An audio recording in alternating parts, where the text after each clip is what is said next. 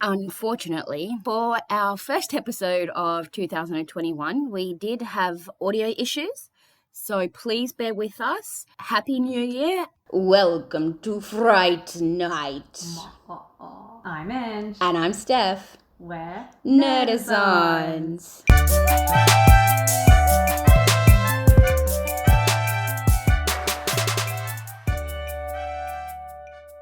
So I really wanted to say the intro because this was my choice, but I cannot roll my R's to save my life. Like I was like, welcome to Fright Night. This is why Steph said it. So yeah. She did it much better than what I could. Thanks.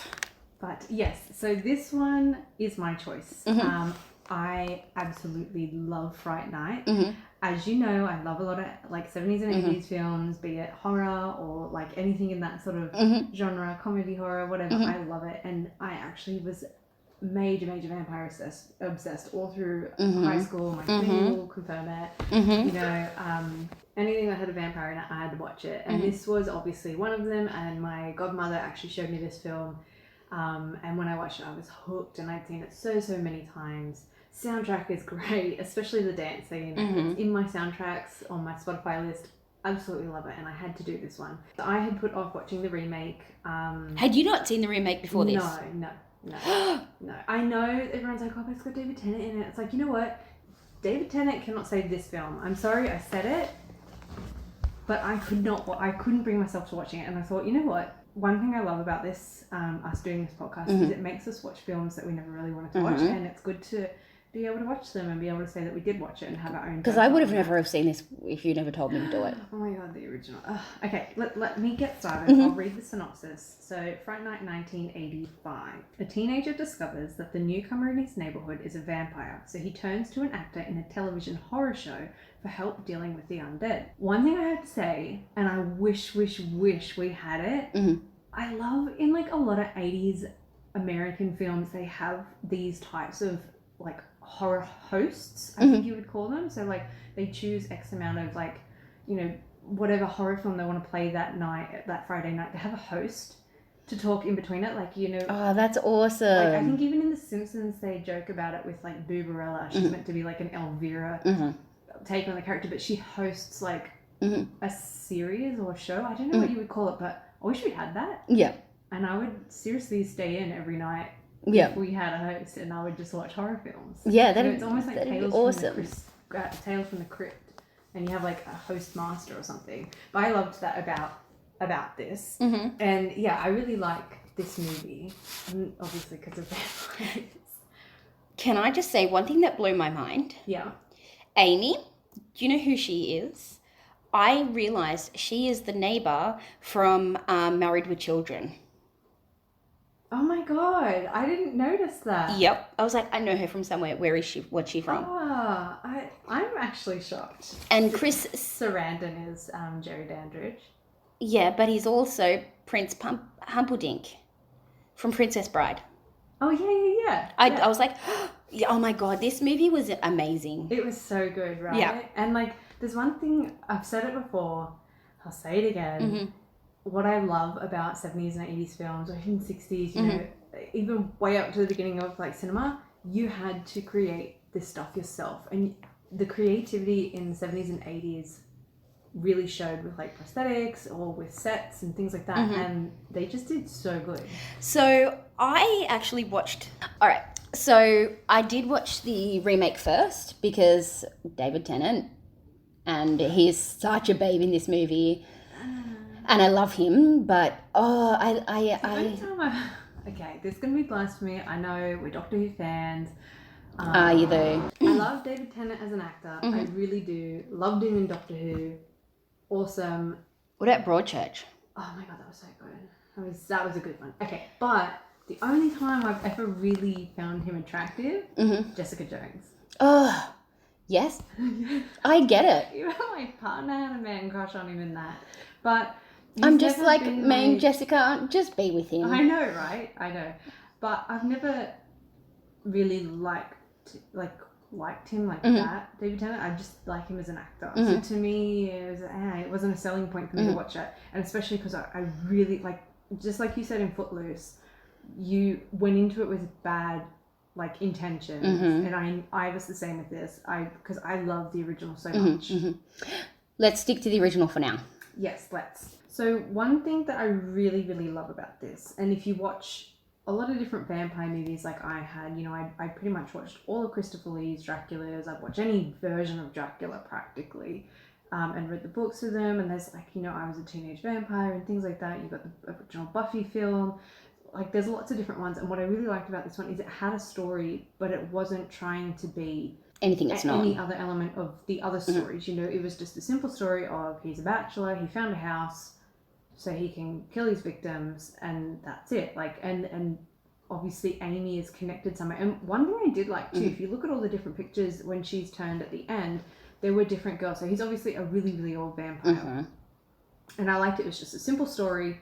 Didn't try and copy it from anyone else. And then you had Charlie, who, you know, your typical creep kid in the 80s that seemed to watch other people. Like, because no one in America seems to close their blinds. Like, I know. I have this argument in everything I freaking watch. Yeah. Like, as soon as the sun goes down, close your blinds. Yeah. Like, privacy. Yeah. But I liked it because it was a story that stood out on its own compared to other vampire movies. I loved it. I watched it with my mum, and she hates blood. She hates gore. I've said to Mum, you know, watch an episode of The Boys. You might like it. She's like, and she was like, no. See where you got it from. And then I said, all right. And I was watching Walking Dead because I'm starting that again. And then she's like, okay, watch an episode with me. She's like, this is too gross. I'm walking away. I'm like, okay, fair enough, you know. And I was like, Mum, you got to watch this one. It's from the 80s. It's not going to be scary. Don't worry. And I think I'm getting better. I'm getting better with watching scary movies. See, I can watch thrillers. Yeah. But scary stuff where it could possibly be real freaks me out. So the scariest movie I've ever seen, and hands down to me, still is one of the scariest movies, is the not The Conjuring, the other one. With Insidious. That movie scared, like, I went to the movies and saw it with my mate, and I screamed so much that, like, literally my popcorn ended all over the floor. I was like, I had my hoodie on and I had, like, over my face. I was so scared until the whole Satan thing, and that's where they lost their budget.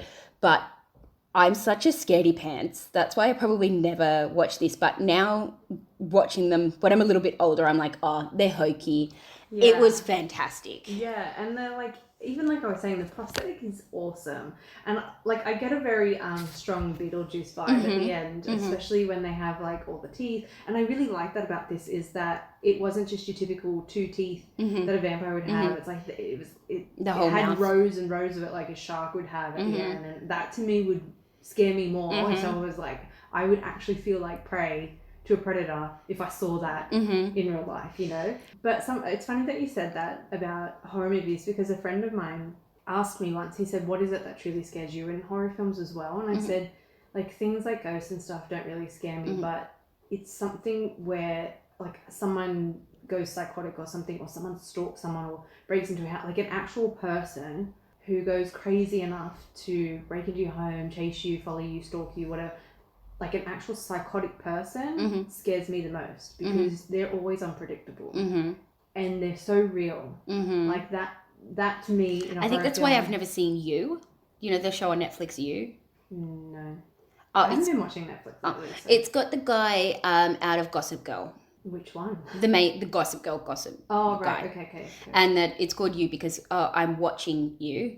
Oh, you get it? Creepy, and that he's a stalker, and apparently it's like... see, those things creep me out because they act so normal too, and you would never suspect them, and that's what they always say, you never suspect those ones, but like an actual psychotic person freaks me out more than anything, and that's something that'll play on my mind, as opposed to like a ghost one or a vampire one or a zombie or something like that. Again, I'd never seen this. I only watched this for the podcast, but I was in stitches. It's so good, right? Like, and Peter Vincent. Peter Vincent is so good. I mean, I loved the outfit. I loved even when he was, when you see him introduced on the TV coming out of the coffin, and he had such obvious fake grey hair, because you could see it was slicked back with like a chalk or something, and it was just really, it was so corny, and I liked that it went through the usual channel in a vampire film, because no one will believe you, and like he went to the cops, and they were so believable that, oh, we're just bachelors in this big house with antiques. Hey, no bachelor in the 80s is gonna have a house like that. Like, it just doesn't, to me, that's not believable. But then he goes, like, who in their right mind would think, I'm going to go to an actor? They're going to believe because he was the vampire expert. As an actor. Like, that I never understood with Charlie. Yep. But I do like that he went to his friend Evil first, Ed, but, like, they're so mean to him. Yeah. To Ed? Yeah. Yeah. Yeah, that's why he, like, changed later. There's just lots of little things that is so funny. And they're so, in modern movies, you'd think, oh, no one will go that way, or why would you do it this way? Because it's common knowledge you wouldn't do that. And those little elements made it so wholesome to watch. Like, for instance, when, like, Ed knocks on the door and he's like, the vampires are going to get me. And, you know, just simple, not, if you're that scared, you're not thinking and you're just going to let him into the house. And it's like, oh, you've just let him into the house. Or even when he comes to kill him later, it just reminds me of so many old classic films. Just like conveniently knocking over the table and having the leg to stab him like it's a wooden stake. It's just things like that. I love the bit where his friend is coming to attack them and they're upstairs, and then Peter Vincent like shoots him in the head, and then he's like, oh, and he's like, yes, he's dead, and then he comes back and they just boom, boom, boom, boom, and you're like, how many bullets does that gun have? Yes. And he just keeps coming back, and it's just, like, it's so hokey, but so wonderful. Good. Even, like, if I was back in the 80s and I watched this, even the scene when Ed, he's a wolf, he gets stabbed and he becomes a human again, but you watch his body, they zoom in on a hand. Obviously, they can't do the whole body because it's just not possible, but they show, it's like they filmed it and replayed it backwards, but where he is a skeleton, then you see his skin come back because he's changing from a wolf to a kid, and then the skin comes back and then it melts, and it just looks so good. When they kill the guy and then he green stuff just blood, and then he turns to dust, and you're like, this is so good. Yeah, even the green blood, like, it looked like fake snot or something. But yeah, I've said it before, I'll say it again, I absolutely love the prosthetic work and the set building. It's just awesome for the 80s. Yeah, it and really is. I love the fact that they used so much fake smoke. Yes, and even in the dance club. Yeah. Like, man, I would die of like ventilation problems if I went into that. I will definitely watch this movie again for sure. Let's talk about the dance scene. Okay, go. Okay, I think every girl who watched that wanted to be Amy on the dance floor. Hundo P. Really, really loved it. Yeah. She's a little bit of a weak character, I have to say, though. Like your typical damsel in distress. Okay, character development here I'm going to talk about. I really like that they showed at the beginning, you know, they're just a couple of kids. Obviously, they've been going steady for like a year. They're good kids. They study. They try and get decent grades. You know, they haven't gone that whole way. They know not to yet. And I like how they really showed you how vulnerable she was to want to go that next step. And when she like takes off her top and she's just sitting there and she's like nervous, and so she like hides herself again. It just really, I know it's weird, but I like that they showed you that, you know, innocence. And it's good to wait. Like if you're not comfortable, don't push for something. Exactly. And I like that she wasn't comfortable, and so she left. She removed herself from that situation. Obviously she left because Charlie was ignoring her. Yeah. But I like that they showed that compared to the next one, which we will discuss, but I'm not going to get into that. But I like that they showed that story and how quickly she was just having another person there, someone a bit more experienced. It showed you that it opened her eyes that she could have been, you know, ready to move forward with that. Obviously she didn't with him, which was good, because then when later at the end of the movie, that, like you can even see it in her shirt. So she moves to a singlet, whereas before she was in a big, like a long sleeve top. She always wore jumpers under her overalls and things like that. And it just shows you how she, as a person, was able to progress just in a wardrobe change. I feel Charlie didn't have much career, like a character development in this film. Like he was just the same guy. Yeah, but what are your thoughts on Evil Ed? I really felt for him. even in the 80s, you know, he was happy. He was just that outsider. Like, I was always someone who preferred watching these types of films, even like kids cartoons on ABC. Like, you had the scarier ones, like Freaky Stories to Tell in the Dark or anything like that. Like, I always preferred watching a creepier thing over something else. But see, I was also the outsider at school where, you know, I was doing my own thing and I could kind of relate to him a lot.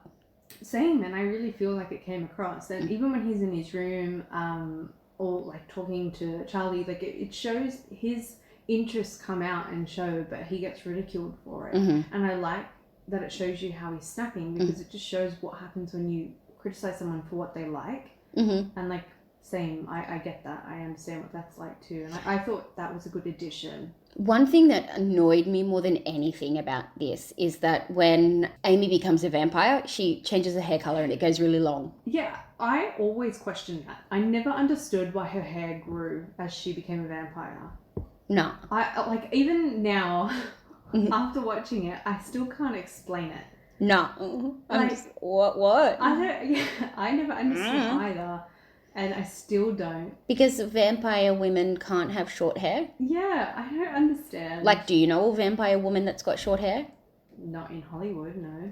There you go. There's your answer. Yeah. Done. See, I've always questioned that as well. Because everything else was pretty accurate to vampire lore. You know, like, couldn't enter a house, or the sun, or stakes. Like, they stuck to it, the story pretty good, but I just never understood that. I love the bit where they're talking to Jerry with Vincent, and they're like, "Can you have holy water?" No. Say it's holy water, but really it's water. Tap water. Just yes, no, that's fine. Yes, Yeah, yes. okay, that doesn't raise any red flags. That does not raise any red flags. Come under after 6 p.m. Also, I love how sunrise and sunset are dead on 6. Yep. Like, it doesn't work that way. It's different depending on the time of year, but it's dead on 6 p.m. and it's dead on 6 a.m. Yep. But yeah, I'm surprised that they didn't have any red flags about that at all. Or they see your green flags. So the fun fact. Chris, Why are you stealing all my fun facts? I don't know, because like, this is something that I like, and Okay, fine. it's something I actually looked into. I'll allow it. Yeah, well, I was going to do it without your permission. Okay, good. Anyway. Chris Sarandon actually introduced the idea that Jerry should be eating apples. But how can a vampire eat food? I know, they shouldn't be able to. But what do you mean he introduced the thing of Like, eating so apples? you know how you always see him holding an apple, or he throws it and then goes to pick it up? Yeah. He improvised that into his character. Oh, wow. Yeah. Oh, wow. Yeah, and I mean, if you look at different vampire films, it depends on, I guess, across all the different films and stuff, the level of the vampire. You know, are they stronger? Because if they're stronger, I guess they can eat. Yeah, I think there's like something about it that they can have a bit of food, or if you look at some, like if you look at What We Do in the Shadows, it turns to ash in his mouth when he had like hot chips, or no, it made them vomit. Yeah. But there's another one where it turns to ash in the mouth. Yeah, it just...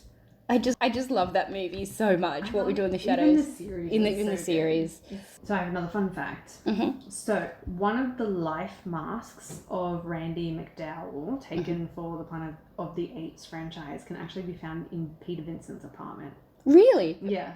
I really liked his apartment. I thought it was really cool. It showed like classic Hollywood. It had all the memorabilia. It had all the posters. He took his own vampire kit home. It was just really cool. Like, I feel like if I was an actress or a director or something, I'd want to have like memorabilia for like little Easter eggs. Yeah, it was really cool. So that's awesome. That's another really cool fun fact. I just have to say, I thoroughly enjoyed this movie.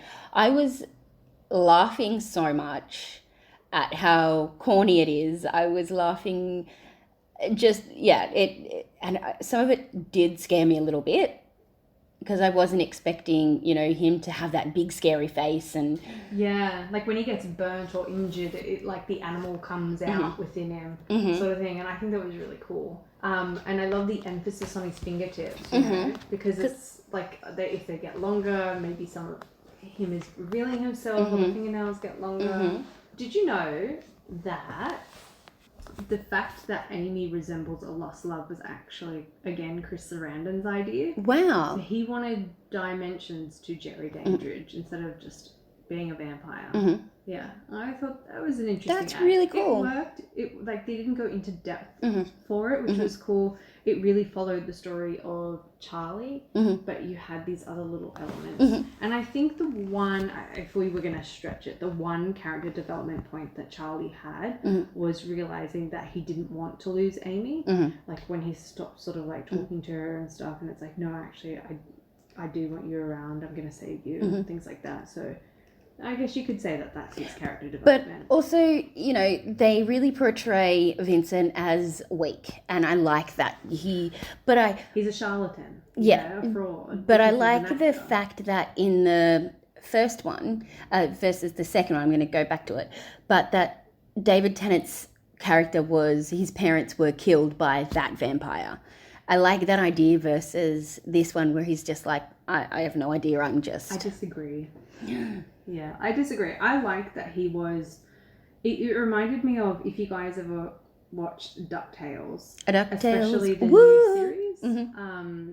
You have Darkwing Duck, Mm-hmm. and he solely was an actor who was so invested in being Darkwing Duck that he wanted to then become Darkwing Duck, which he does in the newest series. Mm-hmm. And I feel that with Peter Hashtag Vincent. spoiler. Hashtag spoiler, yeah, sorry, but it's getting cut. Did you know that? There's going to be no more Yeah, DuckTales. I know. Aww. This was the last season. Me and my partner were so devastated. We love that series. But yeah, so it's like that. Like, he even had a slight character development because he was just an actor. He was scared. He was prepared to get in the car when he saw the reflection in the mirror and leave the kids. He just left them to go and walk home on their own. You know, to be able to be that person that's like, I'm going to come and help you. I'm going to meet you at this house. I'm going to help you fight. Like, For $500. No, not later. Oh, Like, yeah. He chose to come back himself. Mm-hmm. You know, so like even he had progression in the story, and I like that about him. Yeah. I like that he was a charlatan, a fraud. You know, Yeah. it was just like classic Hollywood of like, Yeah. you fraud sort of thing. And then you're out. Yeah, I really like that about him. But I know we have a lot more to say on the next one. Mm-hmm. Do you want to move to the next one? No. Or do you have anything else you... No, you got to ask me. Oh, yeah. What do you give this one out of 5 movies? Okay, the original, I give it a 3.5. That's it. 3.5. Okay. I'm going to give it a 4.5. I'm giving it a 3.5 because, yes, it was hilarious and it was great. But I probably will watch it again. But it wasn't my favourite movie of all time. Yeah, I get that. It's not really many people's... most people don't even know it existed. And there's a number 2, isn't there? Fright Night number 2. I never watched the second one, but it's supposed to be Jerry Dandridge's sister. Oh. Finds out that someone killed her vampire brother and she's coming to... I kind of want to watch it. Yeah, it doesn't have the same characters in it. Oh. It's a different cast, so... Oh. I think Peter Vincent is in it. Mm-hmm.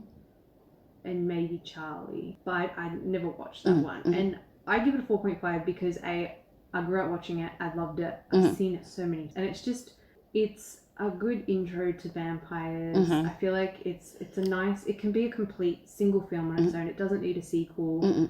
And I just think it has all the main elements you need for vampires.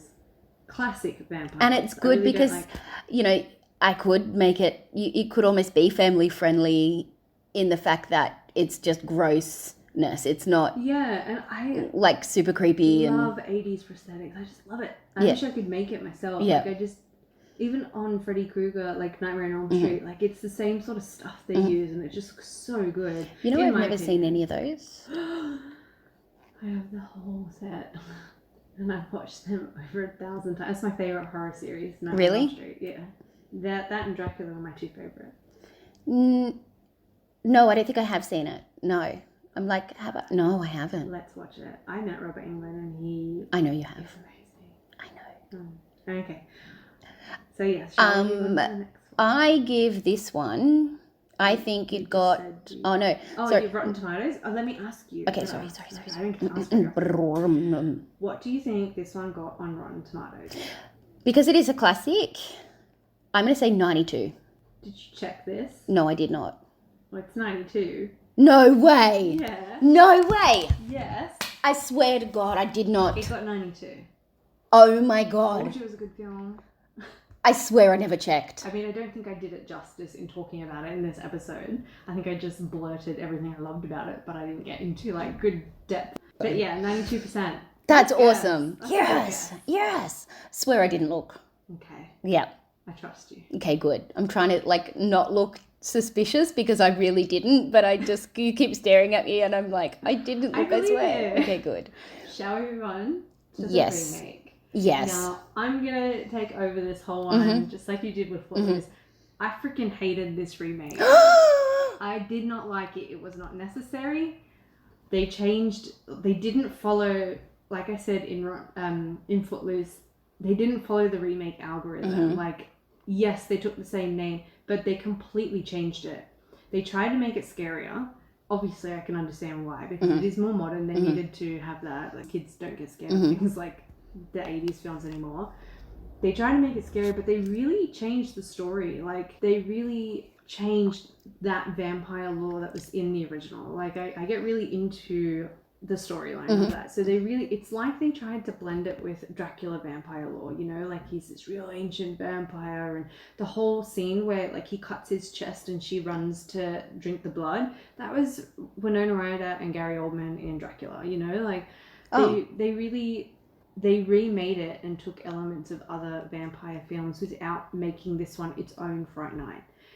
And I feel they strayed a bit too far away from it. I also disliked that they over-sexualized Amy again. I think it must be a modern thing. You know, she was an innocent girl. She was always fully clothed, whereas even Colin Farrell says, you know, a girl like that is making it like sending a message out that that's what she wants. You know, they didn't need to do that. In this one, she initiated it with Charlie, whereas he was the one that was pressuring her to do it. You know, that's a whole different thing. He lives on his own. He has like this whole bunker, like where he just keeps his victims and feeds. Like, it was just really different, and I felt like it was too different to be able to say that was Fright Night. Like, he lived in a whole village of where he's like, yeah, I can access this house because it's abandoned. I'm gonna kill off every kid in this town. Like, it was just too obvious. Yes and no. Even David Tennant couldn't save this film. I mean, he was great, but he couldn't save the film. Like, you can't have one actor try and save this. No, but I loved the fact that he was completely, like the other Vincent, just over the top. And then when he came off, he's like pulled his wig off. I was like that. That was pretty cool. And then it shows the charlatan in him. Yeah. I just love the fact that he was just drinking Midori all the time. One thing that I really swore like a champion. Yeah, one thing I really did like about David Tennant's character is his apartment was awesome. Like, all those like artifacts were pretty cool. But I feel like they had a complexity to this character, but they didn't really develop it well. Yeah. Like, they had this massive like armory in his place, and then they had all these like artifacts of like holy water and crosses and stakes. They should have explained it a little bit more. Yeah, like but at the beginning you're seeing him stage like his shows of being like almost like a vampire killer. No, like a David Blaine, like what do they call them again? Not magicians. No, there's like a illusionist. Yeah. They really had him show how fake he was there, and then they showed him the apartment of how, hey, is he really a vampire hunter? And then he had the complexity of that, hey, his parents are killed. There was just too much going on for the small amount of scenes he had. And I feel it didn't get developed properly enough. I had to say that I liked Ed more in this one as well. Same. Because he was I love that actor. Yes, I do too. He's just McLovin. Yeah, McLovin. And he's just, I felt like that character would be a dweeb in real life, I think. Hashtag to all the dweebs out there. I just feel like he played that quite well, and when he turned into that vampire, he was like, why did you let this happen to me? Yeah, and to be, I think him turning into a vampire was much more believable with how angry he was. And I think he did well at showing I think the typical, they're doing a lot of high school high school movies where it's like they're best friends, but as soon as high school hits, it's like, no, I have to, you know, show that I'm really cool and I don't like all these nerdy things just so I can get the cool girls and be on like, I don't know, the football team or something. And it's just like, it really showed, I think that balance showed really well to show that he left his friend behind and how hurt he was because he didn't have any other friends. And I think his character development was good. I'm really on character development lately. Do you know what I love? I love the part, I have to go back to the original, when his mum's trapped in bed and then they go in and it's just this woolen wig that Evil Ed's wearing. And he's like, I'm your mom. Yeah. It looked like those old Raggedy Ann dolls. That's right, wigs, yeah. Which was meant to be the original Annabelle. The actual based off the real story. So Really? she was like a porcelain doll. She looks nothing like what the Annabelle doll looks like. And she was those like Raggedy Ann sort of dolls with the red wigs. Every time I see that, I think of that doll. Ugh. I can't see that. I can't even look at even looking at the image of the nun freaks me out. Oh, I really liked that one. See, I didn't like the Annabelle set. It was boring, but I liked the nun. But we're off topic. Well, it's horror movies, so... Let's go back to Fright Night. So, just one thing since you mentioned that scene. One other thing I really didn't like about the way they did this one is they involved the mum and Amy really, really quickly. Mm-hmm. So, the whole point of the original is it's a kid who sees something and no one believes them. You know, it's like the kid who cried wolf. Mm-hmm. And I liked that because no one who's going to believe you if you said the guy next door to me is a vampire. Like if you told me that, I'd be like, yeah, okay. You would be like, where? I need to go hunt them down. Oh my god, I love them. Nah, I wouldn't be like that because I know it's a load of crap. Yeah, you know? Like there's no such thing as vampires. But like I wouldn't even believe you. I'd be like, shall we, take me to the hospital? Yeah. Do you want to tell me something? Are you going through something? But like in this one.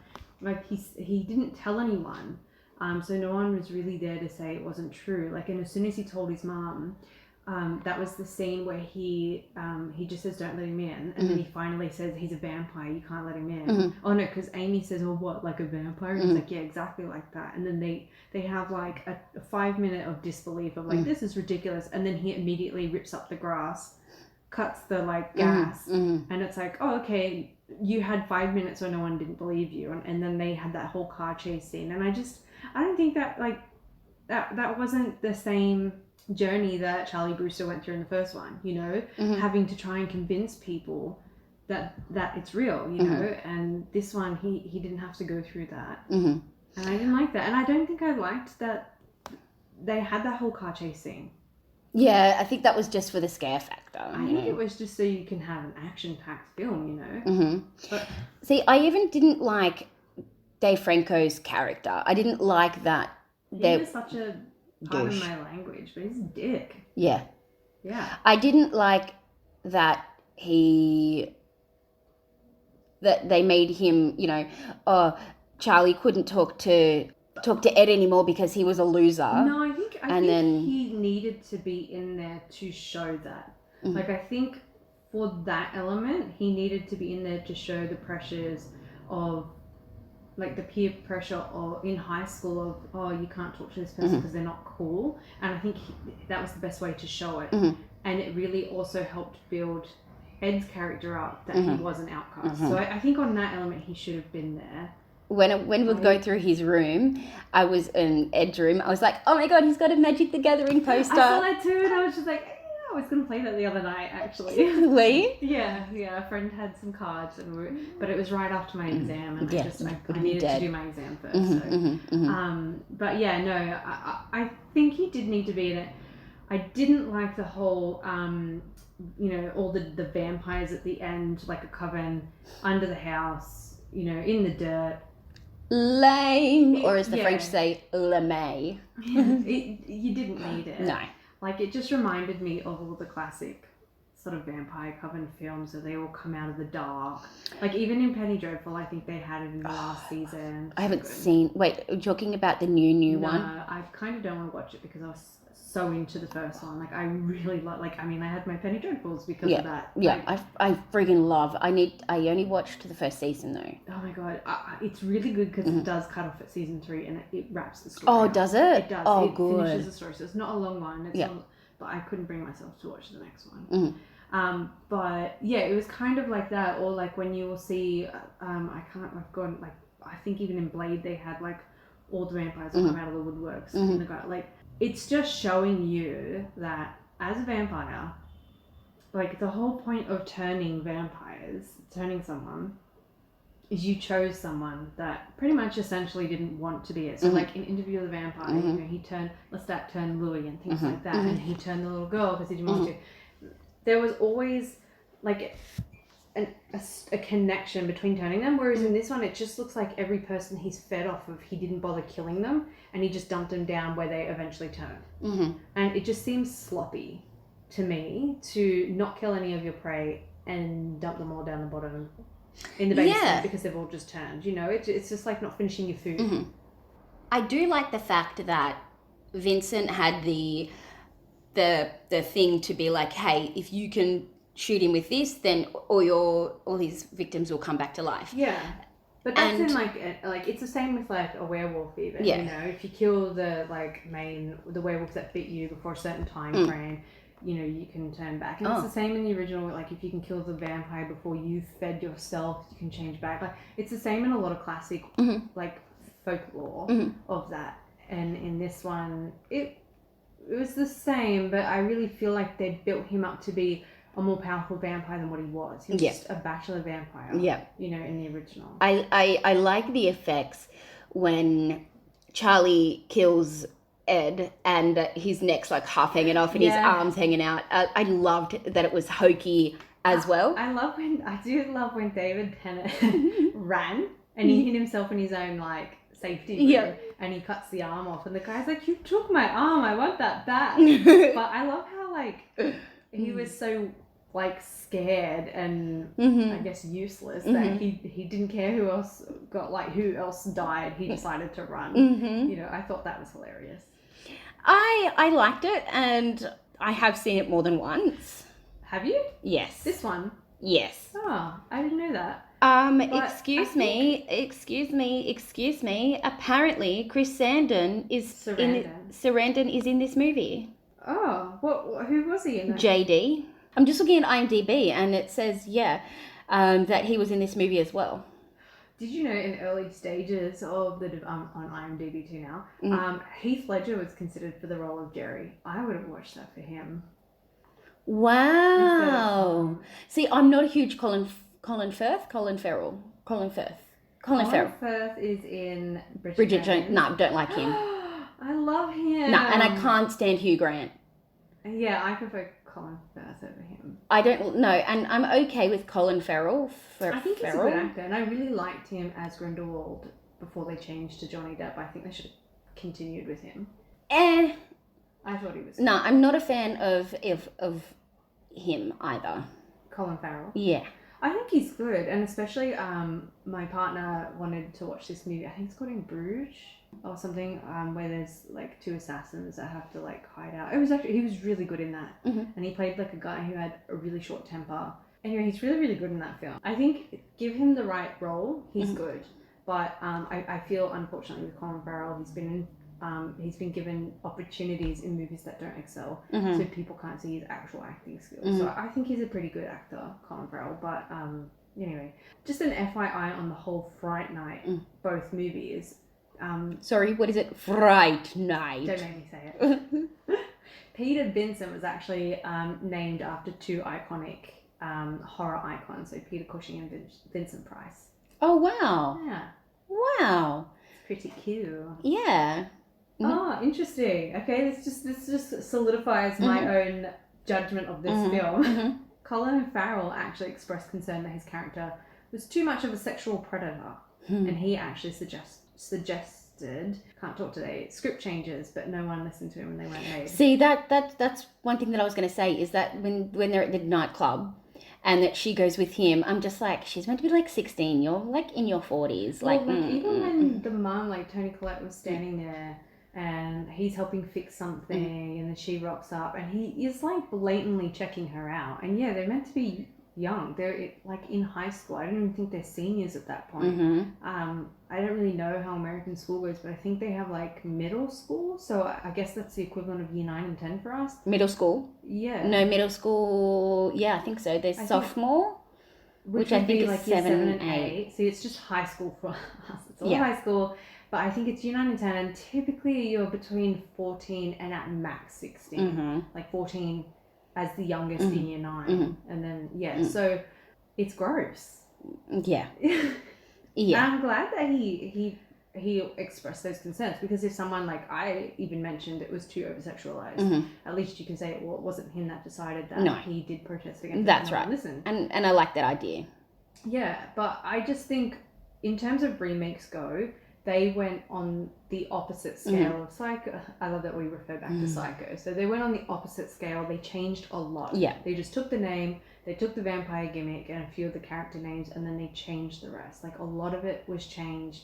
I didn't like that. I watched it not in the 3D version, but you could see some things were shot 3D, like blood, like the camera angles specifically were meant to have 3D glasses, so it came out that way. And I think even angles where I think there might have been in the dancing thing. I don't know, but it didn't look good if you didn't have 3D glasses. Now that we're talking about it, I'm realizing that the only reason why I like this movie is David Tennant. I knew that would be the only reason you even watched it. Yeah.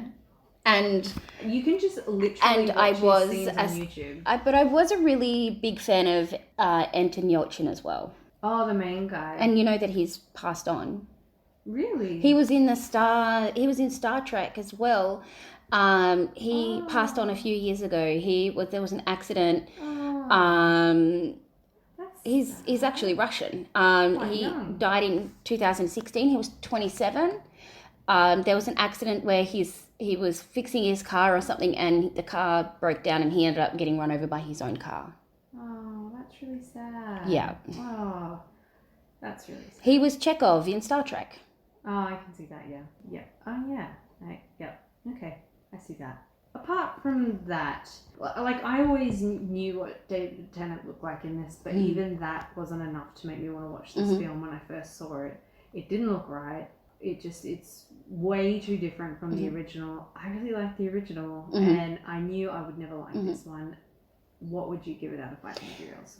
Before I give my rating, I want to say that sometimes I get into moods, or I don't know, where I'm just like, I have to watch everything that this person's ever been in. Yeah, I used to be like that. And so I've watched a lot of David Tennant stuff, and when I watched Bad Samaritan, I was like, oh my god, Bad Samaritan, it's going to be so good, look at it, it's got the guy out of Umbrella Academy and Misfits, and I was like, oh my god, I have to watch that. And it was like, David Tennant, it was a poo-poo movie. Yeah, like, even the greatest actors have terrible films. And I think sometimes a lot of it is they don't get to have the creative influence on it. Like, that's, I think, one thing, I know he's not everyone's cup of tea, but with with Jim Carrey, a lot of his, like, 90s comedy scenes, or some of the things that he did that are the most iconic across all his films, is when he was able to improvise. Yeah. And most of the time they kept that in. But if an actor doesn't have that right away, or, like, influence on something, then sometimes it's just not going to come, like, it's just not going to work even with this all-star cast that you have. Okay, so I'm going to ask you again. How many movie reels do you think you give this one? The 2011 one, I'm probably going to give it 3 stars. I'm going to give it a 0.5. I absolutely hated it. You hated it? I never watched it again. Really? I never wanted to watch it. I liked it because it was fun, and I love Anton, I love McLovin, I love David Tennant. Christopher Muntz, please. Christopher Muntz. Anyway, that was his name. Remember? We forgot it, and I'm like trying to think of it. Yeah. And I'm like, oh yeah, now I remember. Yeah. Anyway. So yeah, it was fun. It was fun. That's why I'm giving it that. Fair enough. I mean, I'm giving it that because I would never watch it again. I never wanted to watch it. I like the original, and I'm gonna keep watching the original. Yeah. I just think they ruined. Like, I feel like it's almost that you can't call it a remake. Like, it just wasn't done right, in my opinion. But anyway, what do you think this one got on Rotten Tomatoes? I'm going to go 54%. Higher. Or lower? I know, right? I'm actually devastated at this score. 96. No, lower. 80, 72. 72. No way. Yeah. Yes. Boom. Okay. But, like, the original one stands 92%. It was great. Everyone loves that one. I don't think this one deserves a 72. But all right, let's move on to our next part. Nerdazons Nerdy Notables. So happy New Year, everyone, in case we forgot to say that. Yes, happy New Year. Happy New Year. Hope everybody had 2021, and hope it brings so much more. Let's hope. Let's hope. But so much more positivity. I should finish that. Yes. Yes. So now that we're going to be moving to fortnightly, I think we're going to have to keep our notables like shorter. Really. I'm going to try and pick one thing for each. That's going to be my goal this year. Just one thing for each episode, since we're going to be doing it fortnightly. So I just want to say that I binged 21 seasons of Midsummer Murders. How long did that take you? It took me a few months. It was like when I had free time, like I had to study and work, and I was doing a lot of things. So I did it around that, and I freaking love that series, and I still need more. Like, that's it, no more. No, there is going to be more, but it's like now I'm at the point where I have to wait for it to be filmed. Oh, life's so hard for you. I know. And finally finished Mandalorian. Don't want to wait for the next year. I don't want to wait this year it's coming out, Mandalorian, or is it? So we are recording this prior to 2021. So if our times and dates are wrong, we do apologize. But I just finished it, and the season finale only aired last night. All I can say is, wow. I still have that episode to go. When you watch it, please send me a text. Okay. I was just like, me or my partner, we were so loud. I'm surprised none of our neighbors walked in our door. But yeah. Does it end on a big cliffhanger? Just watch it. Okay. Just watch it. Okay. I'm not saying anything. I'm not giving any hints or spoilers or anything. Well, I'm excited because one of my hidden gems that I found on Netflix, it's called Home for Christmas, and it's Swedish. It's about this 30-something doctor that's single, and she's always sitting at the kids' table at Christmas, and her parents are like, when are you going to get married, blah, blah, blah. And she's like, ugh, I have a boyfriend. Just leave me alone. And they're like, oh, you've got to bring him to Christmas. So she's got like 20 days to find somebody to bring home for Christmas. Oh my God, she lied. And that, like, it's really funny because she goes on blind dates with some people, and she goes like, and this guy, he's just got a nose whistle. Oh, I hate and that. then she's like, are you doing that purposely with your nose? He's like, what are you talking about? And she's like, can you, and he's like, there's nothing wrong with my nose. And like, she goes on a date with this other bloke, and they go onto an escape room, and he flips out because he can't do it. And he's like, I got kicked out, blah, blah, blah. And she just walks away, and he's like, yeah, I don't think you're right for me. I think, I'm better than you, blah, blah, blah. So she's walked out, she's down the street, and she just she finds her mate on the street, and she's talking to him. And then the other guy that she was on the date with keeps just talking to her, and she just completely just ignores him, puts his wall up, and he's like, oh, okay, bye. Wow. And then her housemate then just swipes right for everybody on Tinder. And then she meets this 19-year-old, and she's like, what do I do with the 19-year-old? I'm in my 30s. She meets up with him at the nightclub, and he's like, yeah, do you want some champagne? Don't worry, daddy's got you. Oh, and it's just so creepy, but like all her dates are terrible, and it's really actually quite funny. So season 2's just come out in December, so I've been watching that as well. It's really cute. It sounds good. Actually. It's really cute. It sounds funny. Mm-hmm. Like belly laughs. It's just really funny. Oh, that's awesome. I'll have to have a look into it. I've got some time now before uni starts again. So okay, so next fortnight, it's going to be, I'm so excited for this one, Bill and Ted versus Bill and Ted Face the Music. I can't wait. Assessing it as a delayed sequel. Yeah. Not as a remake. Yep, that's right. So if you enjoy, please give us a review on Apple Podcasts, iHeartRadio, wherever you get a wherever you listen. Yep. And we are also on YouTube now. So that's always exciting. And don't forget to email us at nerdazons@outlook.com. Until then, bye. Bye.